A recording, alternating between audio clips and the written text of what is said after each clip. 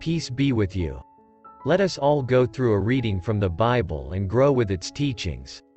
Please share to your friends and loved ones so that they too will be enlightened by the teachings of the Lord. Thank you, and may God bless us all. 1 John chapter 2 verse 15 to 17. Do not love the world or anything in the world. If anyone loves the world, love for the Father is not in them. For everything in the world, the lust of the flesh, the lust of the eyes, and the pride of life, comes not from the Father but from the world. The world and its desires pass away, but whoever does the will of God, lives forever. Our passage today is important because we cannot love both the world and the Father simultaneously. Love for the world crowds out love for the Father, and love for the Father crowds out love for the world. The main point of this passage is, do not love the world. Love the Father. But that is much easier to read than it is to live. We can see the world. We can't see the Father. And given those two options, we tend to gravitate toward what we can see. St. John recognizes the danger, so he commands us not to love the world. Then, he gives two reasons why.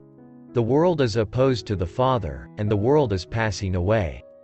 Let's consider first the command in verse 15. Do not love the world or anything in the world. If anyone loves the world, love for the Father is not in them. This is not a suggestion. It is a command. Do not love the world. Through his apostle John, the God of the universe is speaking. With his authority as ruler and creator, in his sovereignty, he has the right to command us. But God's commands never come apart from his grace. Whatever he commands, he grants the ability to obey. That is why we believe gospel doctrine. What we believe about God creates a gospel culture, how we live before God. He always creates what he wants to see. St. John mentions the world 6 times in these 3 verses. What is the world? It is the entire system of rebellion against God and his rule. Commentator F. Bruce says, worldliness does not lie in things we do or in places we frequent. It lies in the human heart, in the set of human affections and attitudes. This is so important. If you don't get this, you won't get the passage. St. John is not saying the world God made was bad. He is saying the way we relate to what God made can be bad. To St. John, worldliness is thinking the world is all that ultimately matters, placing it above the Father.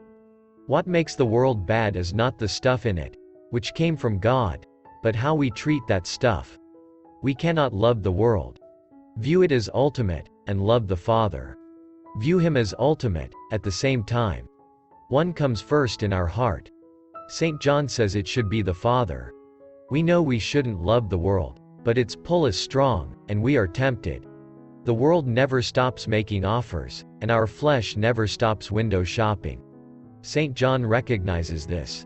So, he gives us reasons not to love the world.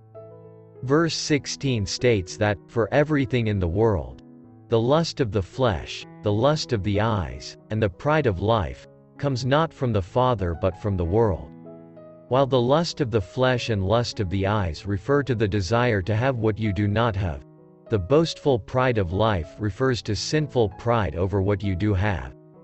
It is the desire to be better than others so that you can glory in yourself and your accomplishments. We all battle these temptations daily, and we often fail. But St. John's point is, if you go on yielding to the lust of the flesh, the lust of the eyes, and the boastful pride of life as your way of life, you are not maintaining love for the Father. Rather, you are maintaining love for the world. Worldly people wallow in these things. God's children fight them continually. How do we maintain our love for the Father? To obey the Father is to maintain your love for him. The opposite of loving the world is not only loving the Father, but also obeying him, doing the will of God. The will of God here does not refer to following his direction in your life. It refers to obeying his commandments as revealed in his word. As Jesus said, "If you love me, you will keep my commandments," John chapter 14 verse 15. If you keep my commandments, you will abide in my love, just as I have kept my Father's commandments and abide in his love. John chapter 15 verse 10. A key reason to obey God's commandments is the transitory nature of this world and its lusts, as contrasted with the eternal promise of heaven. The world is passing away, and also its lusts, but the one who does the will of God lives forever. Chapter 2 verse 17. If you love the world or the things in the world, you will lose them all at death. All that the worldly person lives for is gone in an instant, and means nothing in light of eternity. Even if you have attained your worldly desires, what good are they at death? But, if you do God's will, you will live with him in heaven throughout all eternity. However, do not be misled by this. You can be wealthy and close to God, and you can be poor and close to God. This is not about material wealth. It is about how you relate to material wealth. What you are building your identity on. If you build your life on the passing things of the world, you will pass along with it. You will waste your life. But if you build your life on the will of God, you and what you lived for will live forever. Please help spread the teachings of the Lord by sharing this video. Again, thank you and may God bless us all always.